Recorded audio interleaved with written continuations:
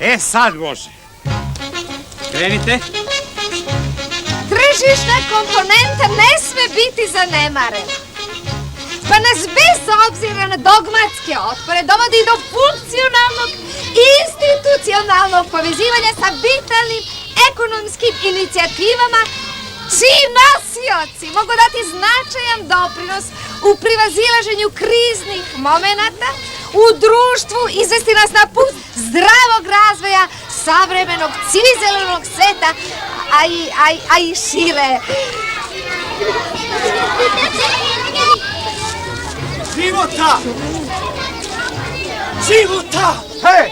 Evo ga ide! Ko bre? Profesor Reiser! Pa jesi ti lud, što mi ga dovodiš, jer smo se dogovorili da mu ti izigravaš oca. Neće ni da čuje! Zašto? Kaže, hoće da vidi Miloradovu majku! Pa šta ima mene da gleda? Dobar dan, deca.